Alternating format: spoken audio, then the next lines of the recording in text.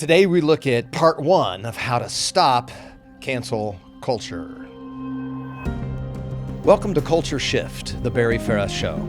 We are living in an American culture that has shifted from tolerant to cancel culture, from decent to rude, from optimistic to cynical, and from relatively safe to increasingly violent. But it's not too late.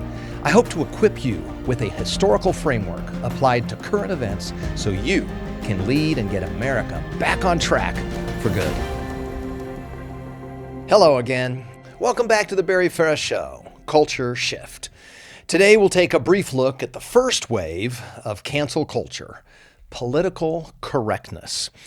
There may not have been a strategy on defeating it, but social scientists concede that it was roundly defeated around the early 2000s. Though I don't think all those disparate voices that defeated political correctness were coordinated, we can sure look at what happened and learn from it and put together a strategy to defeat cancel culture. So if social scientists explain that the precursor to cancel culture is political correctness, let's look at it. Like cancel culture, political correctness was primarily developed on college campuses. The notion was to minimize history, the humanities, and Western thought. This concept was developed by the radicals who went to school in the 60s and became tenured professors in the 1980s. They started to suppress speech as early as the late 70s. But by the 90s, they had what looked like a coordinated effort to prevent students from expressing their opinions, especially if they were conservatives or Christians. Why did this take root? At first, it was led by apathy. In general, the claim was that teachers didn't teach, students didn't think, and parents didn't care. President Ronald Reagan feared that freedom is only one generation away from being lost if it's not remembered, and if it's not thoughtfully remembered. And in Ronald Reagan's prime, almost everyone was patriotic. The problem was that American youth were becoming less informed. They didn't even know that the Bill of Rights expressed freedom rights. They had little respect or understanding for the struggle. It took centuries of thought and real physical battles to win those freedoms. In Reagan's era, freedom was understood, partly because so many people had seen so close at hand the consequences of the tyrants that were opposed to freedom. And they were taught the humanities and Western thought. Through the 1960s, most Americans, Democrats, Republicans, or independents, had some education that supported the genius philosophical thinkers of freedom and applauded the political heroes who fought for it. But the tumult of the 60s created a dangerous platform. Not everyone was a rebel, but the majority who weren't rebels became indifferent to Western thought. Ronald Reagan changed that by making it safe to be patriotic again. He won in the largest two landslides since George Washington. But college campuses ignored him or ridiculed him. College campuses were cranking out changes that vilified patriotism and Western thought, and they should be confronted for teaching malpractice. They focused on dogmatic form of relativism. It's a dangerous thinking that has dangerous consequences. This was articulated brilliantly by Alan Bloom in his best-selling book, The Closing of the American Mind. Now, Bloom concluded that a pampered, insufficiently educated child turns into this 18-year-old who's particularly susceptible to a type of thinking that closes off certain ideas from discussion. They just won't listen to logic or good policy. They fear it. Bloom's argument is interesting. An openness to relativism leads to a closing of critical thinking. The relativism that was so ardently taught by professors is really a dogmatic relativism. It has no humility and no curiosity. It causes the believer to stay out of harm's way, to close off any other point of view.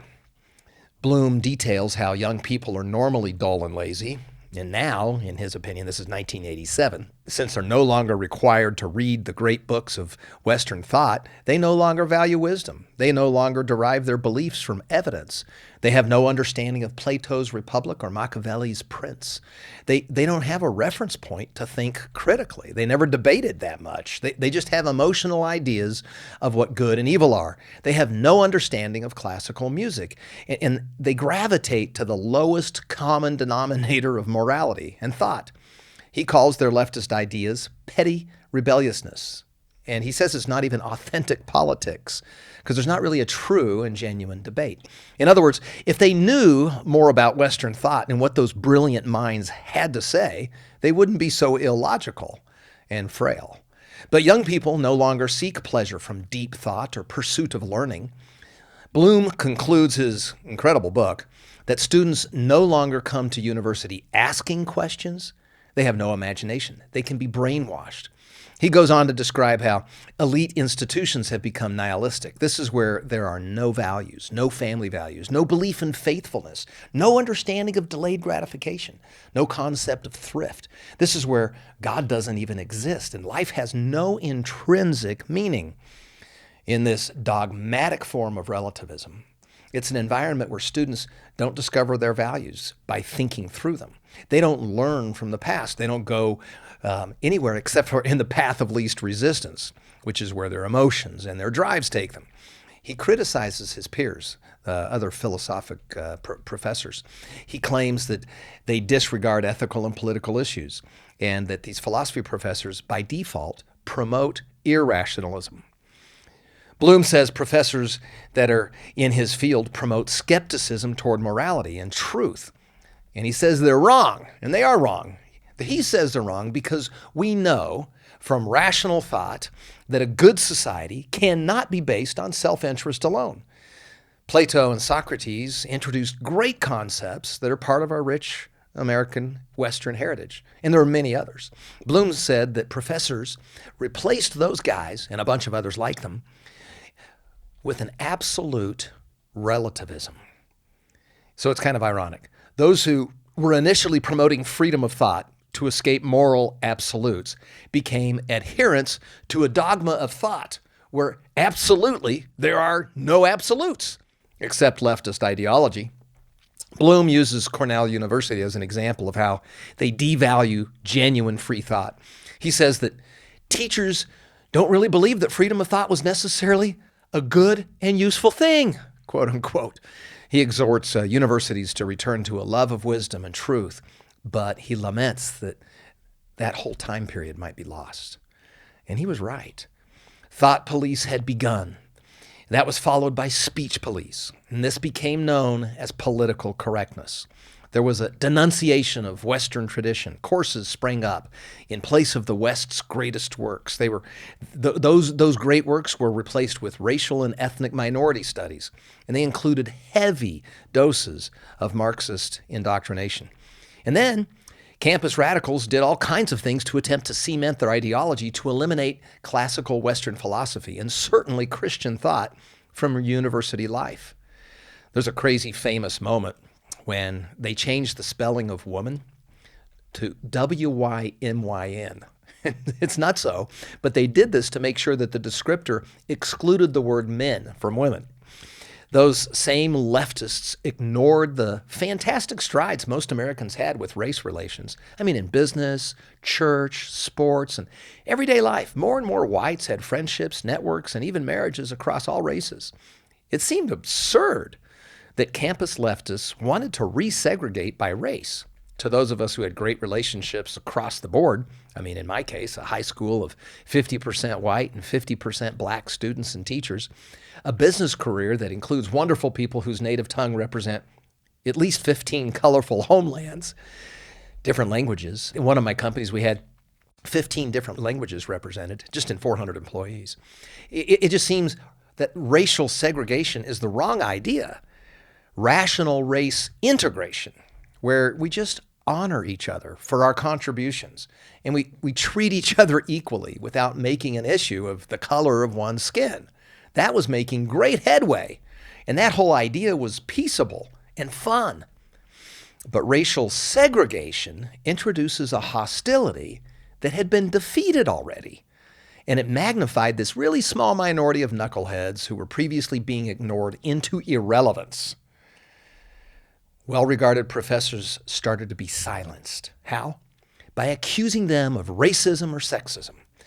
All the academic rigor that was using factual and numerical arguments about the pitfalls of affirmative action and positive changes that were already taking place in racial integration, those weren't allowed. But political correctness didn't stop there. I mean, if you made a politically incorrect statement, even if you were a great professor, well-loved, and a worthy spokesman for some conservative cause, you'd have a new risk, an organized attempt to destroy your career. So in the early 90s, there was not just a new curriculum in the university. There was a top-to-bottom endeavor to stifle debate. So everything Bloom had lamented in 1987 became a reality in the early 90s. The leftist radicals protested in 1960s at the very universities where they became tenured professors and senior administrators in the 80s and 90s. They actively rejected the tenets of Western culture. A great author by the name of Richard Kimball called them tenured radicals. His 1990 book on that topic exposes how the humanities is in a state of crisis because it's taken over by the proponents of deconstruction and feminist studies. And it's politically motivated, he said. He said that the traditional tenets of humanistic study are under attack, and academic radicals want to destroy the values, methods, and the goals of humanistic study.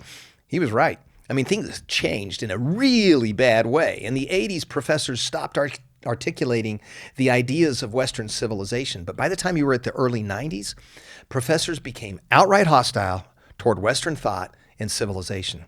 In Bloom's 1987 book, he introduced this idea that a mindset that abhorred consequential discussions, debate, and challenging dialogue, if you had abhorred that, that would lead to calls for limits on free speech and expression. And boy, was he right. At the same time, conservative talk show host Rush Limbaugh used humor to reach tens of millions per week, bringing attention to the same problems. He used a larger-than-life sarcasm that was laced with certainty. He called himself the truth detector and the doctor of humanity and the lover of mankind. He used his unique talent, which he said was on loan from God, to galvanize listeners. His message was direct, very confident, funny, and unabashedly politically incorrect. And even though the left hated him, they agree that his talk show shaped the national political conversation. I mean, he was witty and theatrical, and there were others like Glenn Beck and Bill O'Reilly and Sean Hannity, but they didn't have the same level of humor, and they were not nearly as entertaining. Limbaugh laid out the way things ought to be in his 1993 book, and that was the title of it. He railed against political correctness in all its forms. At the end of the day, Rush's message to young people was simple. Without being educated on the ideas of freedom, young people would become incapable of defending freedom. They'd become people with minds full of mush, he said.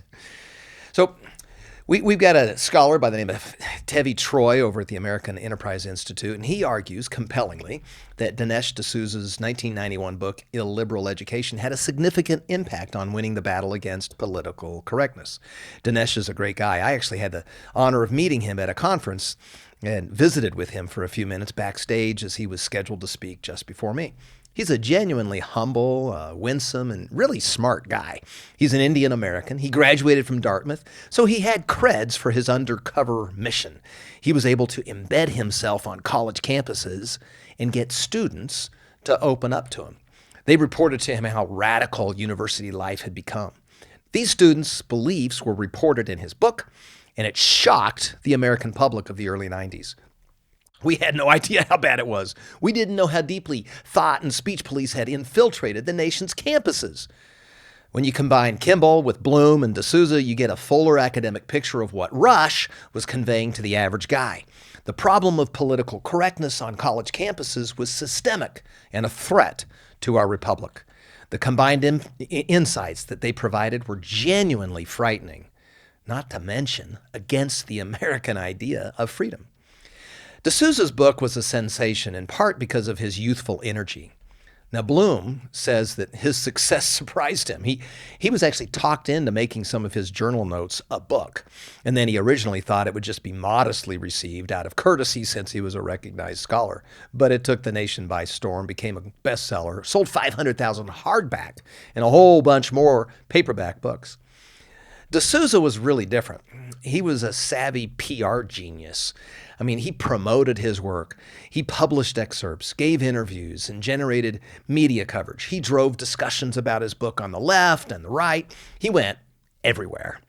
Thanks largely to the efforts of Bloom, Kimball, and D'Souza, the notion that political correctness on campus was not only a fact but a problem gained wide acceptance. Multiculturalism, as an example, was mentioned in 40 articles in 1981. By 1992, that number had reached more than 2,000.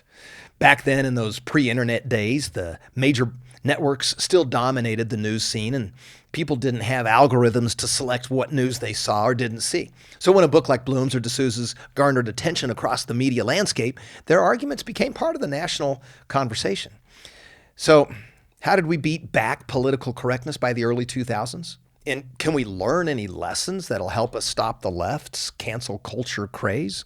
Well, according to Tevi Troy with American Enterprise Institute, political correctness died for several reasons. Now, he puts it in paragraph form in his excellent article, and I've reorganized it and numbered it. So I've kind of collapsed it into 12 reasons that the political correctness got killed off. Number one was there was this platform to expose political correctness that was built by the academics of Bloom, Kimball, and D'Souza. But even though he doesn't mention Rush, I just don't think you can ignore his reach or impact. So number one, you got the academics, plus my thoughts of Rush and the talk show hosts that were like him, like Sean Hannity and the others. So that really spoke to lots of Americans about and popularized the problem. Most Americans, number two, saw political correctness once they understood it as silly. Troy reveals that at the time of political correctness, most Americans were actually shocked to hear that the principles of Western civilization were being ignored, rejected, or mocked. They'd been taught at school to admire those principles, and even if they had been radicals themselves, to at least value free speech. That's number two. Number three, politicians rejected political correctness on both sides of the aisle. Conservatives rejected it because it was anti-Western, anti-patriotic, and anti-freedom. Many liberals rejected it on censorship grounds. Tevi points out that, as we've mentioned before in a previous podcast, that the ACLU was so committed to free speech back in the 70s that in 1978, it defended the right of the neo-Nazis to march in the heavily Jewish town of Skokie, Illinois. They wouldn't do that today, but back then the ACLU still cared about free speech and free expression. And don't forget that the 1960s leftist revolt was actually initiated against limitations on free expression. Number four, the president at the time, H.W. George Bush, some people called him George Sr., made a speech against the notion of political correctness. It replaces old prejudices with new ones, he said. It declares certain topics off limits, certain expression off limits, even certain gestures off limits. He offered a solution. And here's his quote: "We must conquer the temptation to assign bad motives to people who we disagree with." So this provided a mechanism for others to piggyback on for further argument and to promote getting rid of political correctness. Number five, the fight against political correctness was undertaken with a sustained focus. They kept it up. I mean, those are the three books that were mentioned, Bloom and Kimball and D'Souza, and those were regularly discussed in other articles from the Washington Times, National Review, the Wall Street Journal, and these outlets ran their own investigative journalism pieces. Can you believe that? They actually did their own work, and they looked at the excesses that were taking place on college campuses. The conservative case against political correctness was thoughtful, and though it was not coordinated, it was unified. Political correctness is bad. Troy also credits politicians besides the president for winning the battle as well. There were senators and there were congressmen who joined in the chorus. They spoke often about political correctness being a bad thing. Even William Bennett, the Secretary of Education, was engaged. For example, he assertively and vocally criticized Stanford University's effort to end its Western civilization requirement. And that's coming from the Secretary of Education. Number 7, with political correctness, criticism came from various political perspectives. So here's what the Wall Street Journal said at the time. Political correctness had encountered an opposition of remarkable diversity. Liberals and conservatives on campuses and in the press have joined to define and defend the fundamental Western values of free inquiry and free speech. How about them apples? So this dynamic was not actually deliberate. It just happened because of competition. You had the Dinesh and the Rushes out there speaking about it and the Shans, but how many people really agreed with it? Well, these people already kind of agreed with it. They just didn't know what it was. So when it became apparent, they could look at political correctness for what it was, which was silly, and any serious thinker didn't want to be left behind. He wanted to be participating in saying that it was silly and ridiculous. Number 8, the candidates for president in 1992 both talked about the downsides of political correctness. The Democrat who won, Bill Clinton, in his campaign, dressed down rapper and activist Sister Souljah's dangerously violent anti-white rhetoric. This became known as Sister Souljah's moment. That's when a major party candidate is willing to criticize the more extreme element of his own party to reassure centrist voters. And this greatly helped the anti-politically correct movement. Number 9, there was supersaturation. The depth of the negative attention caused political correctness to be universally reviled. Troy insightfully notes that eventually it became passé. Now, when you're watching a football game and one team is ahead 55-0, it becomes boring. In politics, when things become boring, you know you've won the argument. And pundits were saying, and other observers, that the win was so decisive against political correctness that it was becoming boring to talk about. Commentators were saying, look, it's a boring thing to talk about because all of us agree political correctness is ridiculous. Number 10, there was broad support in opposition to political correctness in the mainstream. So you have Bloom and Kimball and D'Souza, who were obviously saying things in a groundbreaking way, and those authors were not considered left-leaning. But left-leaning authors followed suit. So, like, for example, Richard Bernstein of the New York Times, he wrote this book called Dictatorship of Virtue in 1994. It chronicled politically correct excesses. Another known liberal, Jonathan Rauch, wrote Kindly Inquisitors. It was a book in 1993, and it highlighted the problem of political correctness. So you had that. Number 11, culture kicked in. Hollywood kicked in. Animosity toward political correctness was so universal at the time that Hollywood made a movie criticizing the concept. It's a 1994 film called PCU. Campus radicals in this film are the punchlines. There's one scene where a feminist asks a friend accusingly, "You went out with a white male?" The accused responds very defensively, "I was a freshman. Fresh person." It was ridiculous. Never mind that movie is not very easy to download or buy. I think it's like $35. Number 12, low cost for standing up against campus censors became the deal. In other words, it used to take a lot of courage to stand up against political correctness back when Rush and D'Souza and Bloom were talking about it. But as David Brooks observed in 1995 in his essay, you had a cable TV show, a book, and a Broadway production that were carrying the title Politically Incorrect. It used to be courageous to stand up against that ideology, but after the heavy lifting was done, by 1995, you didn't even have to be that brave to convey how irrational political correct ideology was. Now, keep in mind that by 1996, Fox News gets started. So it provided its own commentary and expose, and it broadened the accessibility of the argument against political correctness. So by 2000, it appeared that political correctness had been beaten back if it wasn't totally killed. It was also considered dogmatic relativism, political correctness, dogmatic about being relativistic. And it just wasn't logical. You can't be both dogmatic and relativistic at the same time. So those same professors and administrators did not change their beliefs. What they did, though, is changed their tactics, and they bided their time. Next time, what we're going to look at is how the defeated political correctness doctrine has been replaced by a much more dangerous cancel culture. Cancel culture is not just more dangerous, it's less thoughtful. It has less academic support. The political correctness at least had some academic support.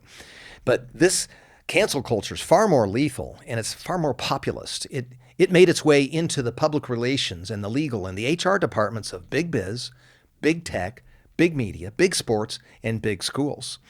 The battle against it requires more than just the hindsight observations that we just looked at of how political correctness was beaten.